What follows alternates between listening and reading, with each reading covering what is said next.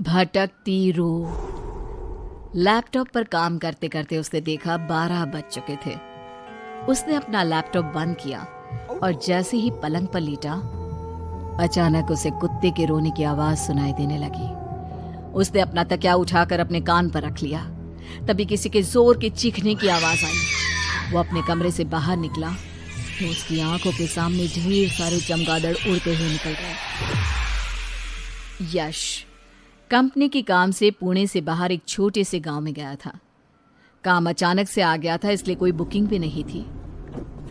अरे यार, ये बॉस भी है ना, कभी भी कहीं भी जाने का फरमान सुना देते हैं। चलो बेटा, ये अभी दोपहर के 3 बज रहे हैं। गांव पहुंचते पहुंचते रात हो जाएगी। अपनी गाड़ी में फिल्मी गाने सुनते हुए वो खुशी खुशी जा रहा था। अचानक उसकी गाड़ी के सामने से काली बिल्ली रास्ता काट गई। वैसे ही लेट हो रहा है और अब ये बिल्ली रास्ता काट गई। ओ माय गॉड, क्या करूं? इस रास्ते पर तो अभी कोई और निकलेगा भी नहीं कि उसका वेट करूं।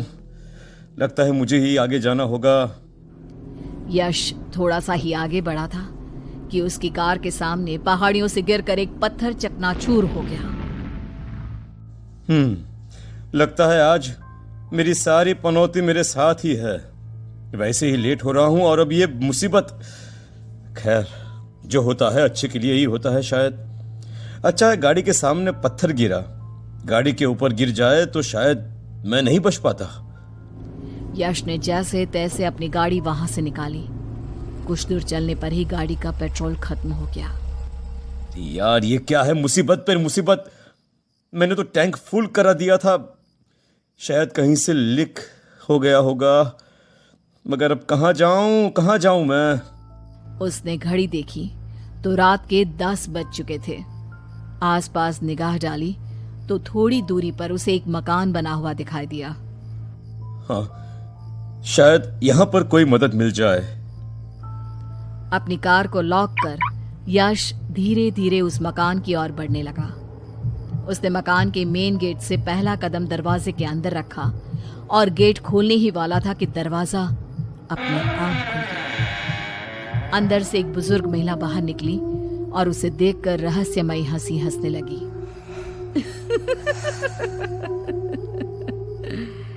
कौन हो तुम? अरे इतनी रात गए, यहाँ पर क्या काम है? देखिए, मुझे यहाँ पास ही किसी गांव में जाना था, मगर मेरी कार खराब हो गई और अब मुझे यहाँ पर कोई साधन भी नहीं मिल रहा है। यहाँ तक कि मोबाइल में भी नेटवर्क नहीं है। क्या मैं यहाँ पर आपके फ़ोन का यूज़ करके कोई मदद ले सकता हूँ प्लीज़? हाँ, यह जगह गांव से बाहर है, इसलिए यहाँ पर मोबाइल या फ़ोन नहीं चलते। अरे यार, अब एक और मुसीबत। अब मैं क्या करूँ? लगता है बहुत ज़्यादा परेशान हो। मैं तुम्हारी मदद कर सकती हूँ। देखो बेटा, वैसे तो मैं बुजुर्ग हूँ, ज़्यादा कुछ नहीं, पर तुम्हें रहने के लिए कमरा दे सकती हूँ। सुबह होने पर यहाँ पर कोई ना कोई साधन तुम्हें गांव जाने के लिए मिल ही जाएगा। हाँ, इतनी रात को तो यही सही रहेगा। क्या सोच रहे हो? जी कुछ नहीं। यदि आपको कोई परेशानी ना हो तो मैं यहाँ पर ही रुक जाता हूँ। आपका बहुत बहुत धन्यवाद अगर आप हाँ कहे तो। Thank you. तुम यहाँ पर नए हो, इसलिए बेटा एक बात का ध्यान रखना। रात को चाहे जितनी आवाज़ आए, अपने कमरे से बाहर मत निकलना और ना ही किसी के दरवाज़ा खटखटाने पर दरवाज़ा खोलना। अरे, ये क्या बात हुई? अगर कोई दरवाजा खोलने के लिए कहेगा तो दरवाजा तो खोलना पड़ेगा ना। यश की बात सुनकर महिला की आंखें गुस्से में लाल हो गई। यदि रुकना है तो यहाँ के नियम मान नहीं होंगे, वरना जा सकते हो। उसके पास महिला की बात मानने के अलावा और कोई चारा भी नहीं था। हाँ में गर्दन हिलाकर वो घर के बाहर बने पेंट हाउस में रुक गया। महिला ने वहीं उसे खाने के लिए खाना दे दिया। अरे, आप तो खामखा परेशान हो गई। मुझे भूख नहीं थी। जवान हो, जवान बच्चे तो 4 बार खाते हैं। अभी थोड़ी देर बाद फिर भूख लगती तो ना मैं कमरे के बाहर निकल पाती और ना ही तुम, इसलिए तुम्हें खाना लाकर दे दिया। पानी रखा है, भोर होने तक कमरे से बाहर मत निकलना। बुजुर्ग महिला के जाने के बाद यश सोचने लगा, कितनी अजीब बात है। आखिर ऐसा क्या है जो आधी रात के बाद कमरे से बाहर नहीं निकलना है। खैर, होगा कुछ। मैं तो आज एक के बाद एक आई मुसीबत से बुरी तरह से थक चुका हूं। अब तो बस ये खाना खाकर सोना है, नींद भी सुबह ही खुलेगी। यश खाना खाकर लैपटॉप पर कुछ काम करने लगा। लैपटॉप पर काम करते करते उसने देखा कि 12 बज चुके थे। उसने अपना लैपटॉप बंद किया और जैसे ही पलंग पर लेटा, अचानक उसे कुत्ते के रोने की आवाज सुनाई देने लगी। उसने अपना तकिया उठाकर अपने कान पर रख लिया। तभी किसी के जोर के चीखने की आवाज आई। वो अपने कमरे से बाहर निकला तो उसकी आंखों के सामने से ढेर सारे चमगादड़ उड़ते हुए निकल गए। आवाज अब और ज्यादा जोरों से आने लगी थी। वो आवाज उस महिला के घर से ही आ रही थी। अरे, कहीं वो महिला किसी मुसीबत में तो नहीं?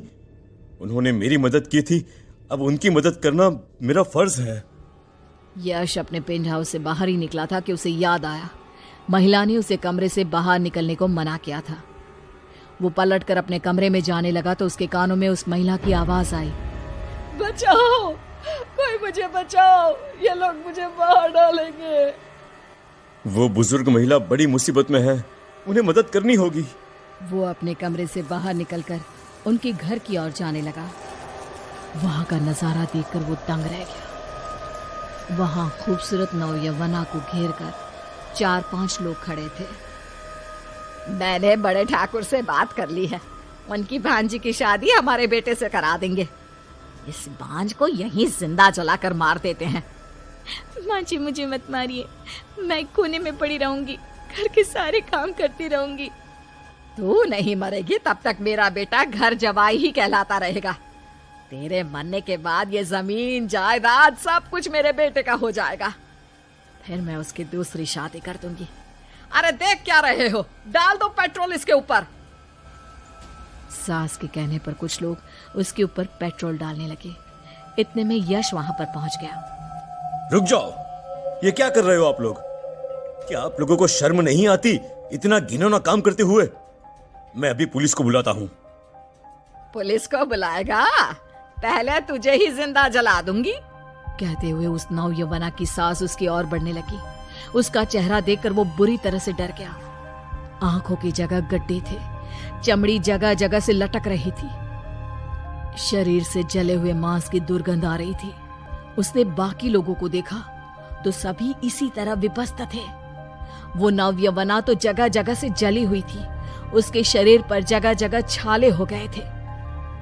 तुमसे कहा था यहां मत आना, फिर क्यों तुम यहां पर आए? अपनी खैरियत चाहते हो तो यहां से चले जाओ, दूर कहीं चले जाओ। अरे ऐसे कैसे चला जाएगा? ये हमारा शिकार है, यहां से कहीं नहीं जा सकता। इसकी मौत निश्चित है। तुम भाग जाओ यहाँ से, इन लोगों को मैं रोक कर रखती हूँ। यश तेजी से उस घर से बाहर भागता हुआ निकला। अचानक उस घर में आग की लपट लग गई थी। पूरा घर धू धू करके जल रहा था। अंदर से सबके चीखने की चिल्लाने की आवाज आ रही थी। पूरा नजारा देखकर यश बेहोश हो गया। अगले दिन जब उसे होश आया तो वो किसी गांव में था। सारे लोग उसे घेर कर खड़े थे। कहाँ हूँ मैं? अरे भाई, तुम हमारे गांव में हो। हम बाहर जंगल से उस भूतिया घर के आंगन से उठाकर तुम्हें यहाँ पर लाए हैं। भूतिया घर? कौन सा भूतिया घर?